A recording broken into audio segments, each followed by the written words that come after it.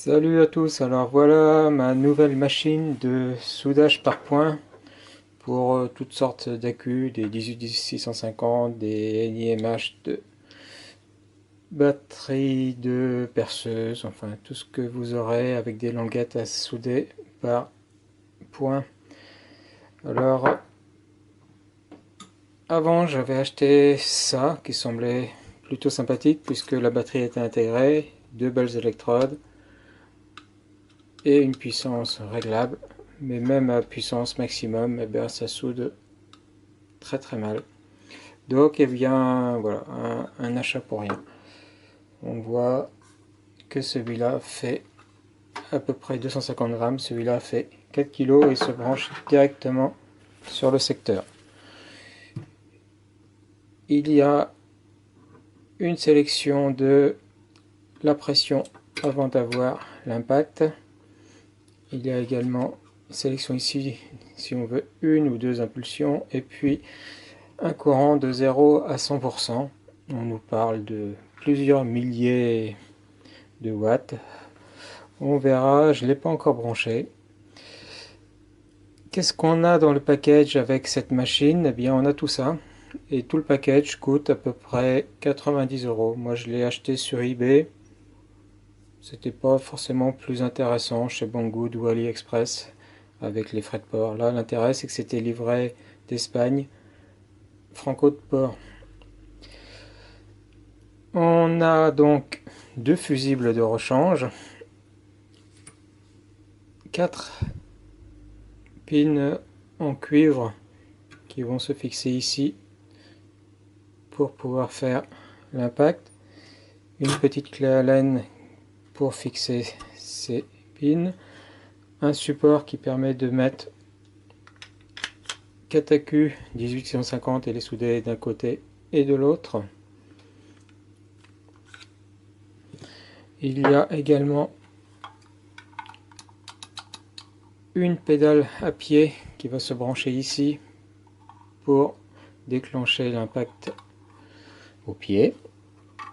Et il y a également deux lots de 30 lamelles en acier nickelé, du 0,1 mm par 4 mm de large et 10 cm de long, et du 0,15 mm d'épaisseur par 5 mm de large et par également 10 cm de long. Et on a également une toute petite notice en anglais. Ça semble pas très compliqué à l'utilisation. Donc voilà, comme je dis, ça part jusqu'à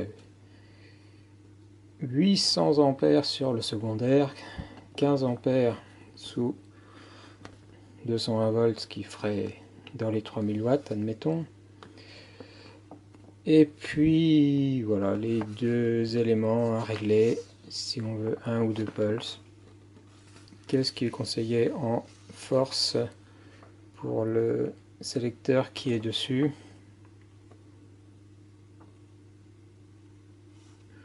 Voilà, mais il ne reste plus qu'à brancher tout ça. Pour ce qui est de la qualité de fabrication, c'est plutôt pas mal.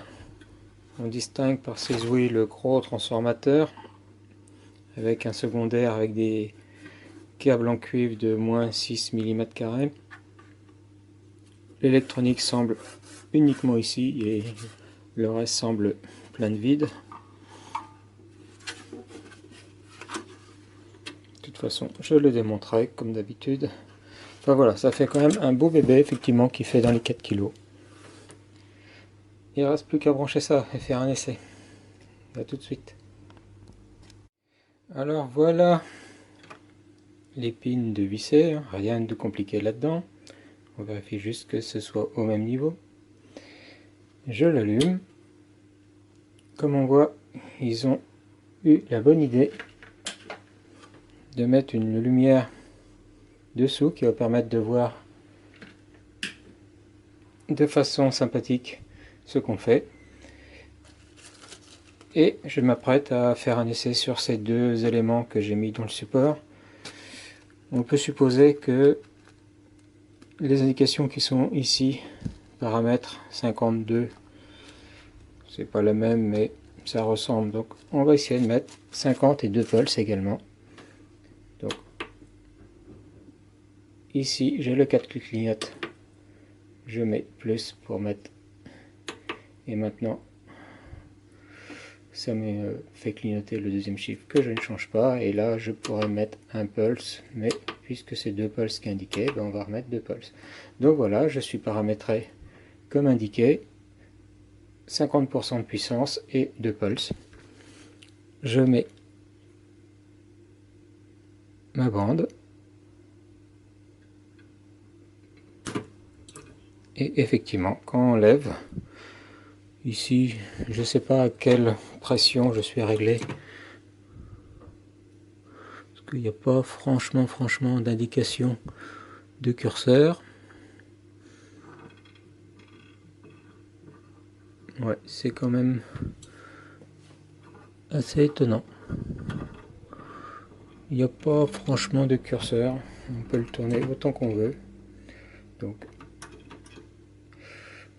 Donc c'est étonnant cette partie-là. Bon.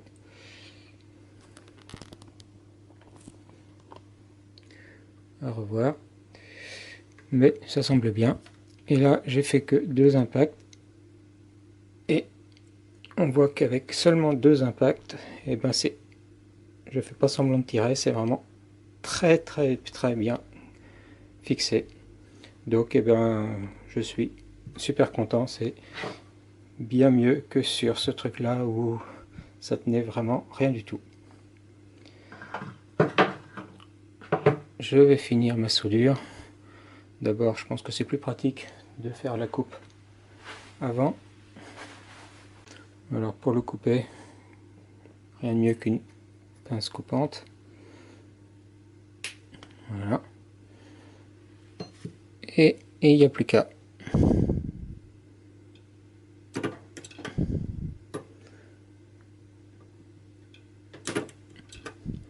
Donc ça fait des légères étincelles, mais ça marche bien. Et voilà, ça me semble vraiment très costaud. On va faire un essai d'arrachage.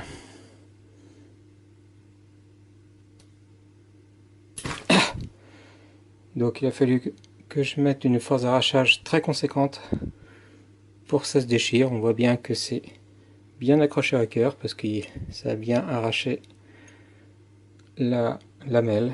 Et ben je suis super content. Effectivement, c'est une machine qui m'aura coûté plus cher. Ça je l'ai payé 40 €, ça je l'ai payé 90 €. Mais au moins par rapport à ça, je vais pouvoir faire du travail convenable. Donc faites ce que vous voulez, mais moi je vous conseille en tout cas jamais d'acheter cette chose. Allez, ciao!